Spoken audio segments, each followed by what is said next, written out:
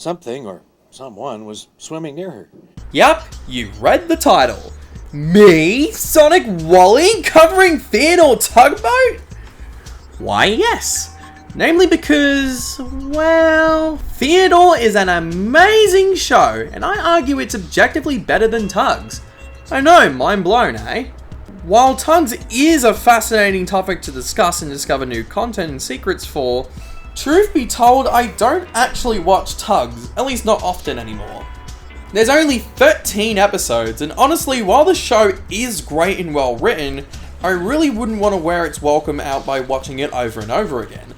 Theodore, on the other hand, regardless of what season it is, its lovable characters, welcoming atmosphere and energy, plus the wonderful harbour master, played by the late Danny Doherty, never fails to put me in an amazing mood.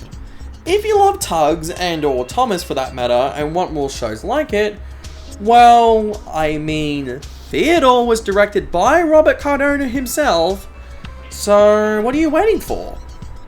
However, I'm not going to be talking about the episodes or what made Theodore so great. Rather, I want to deep dive into a mysterious part of Theodore Tugboat's history that we do have some small context and content from. That being the cancelled spin-off series, Sophie the Sub, originally known as Pugwash's Underwater Adventures. In 2001, not too long after the completion of Season 5 of Theodore Tugboat, plans for a spin-off series began. The series would expand on the character Pugwash, first seen in 3 episodes of the 5th season of Theodore. The series would have been a much lower budgeted production when compared to Theodore Tugboat, which would have had Pugwash be placed in front of a green screen and interact with footage of sea creatures.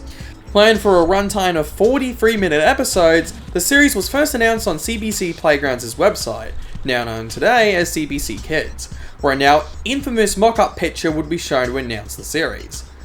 Unfortunately, however, in 2002, the series would be cancelled due to the bankruptcy of Cochrane Entertainment, the company behind Theodore Tugboat, with the only surviving evidence of the series' existence was the aforementioned mock-up image and description for the series. For many years, that was the story of the spin-off. That was until 2022. The fan preservation account, Tugboat's Landing, would post a tweet claiming to have an episode of the series, featuring a crude edit of Pugwash with a completed face. While initially thought as an April Fool's prank, Tugboat's Landing would turn out to not be joking. The following day, the only surviving episode of Sophie the Sub was released on the YouTube. And yes, you heard that right. Turns out they were planning to rename Pugwash as Sophie. Titled Episode 102, Join In, the plot was that Sophie wants to be a part of a school of fish, until she befriends a whale called Wilma. And that's really it. Yeah, pretty much what was described to us was exactly what the show was about, a simple romp for the ocean with Sophie. I won't lie in saying that Sophie the Sub was definitely a lot more underwhelming than the original show it spun off from.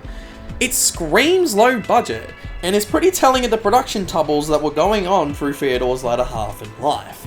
Regardless, so far, this is the only episode of Sophie the Sub that has resurfaced online, and it's currently unknown if more episodes exist.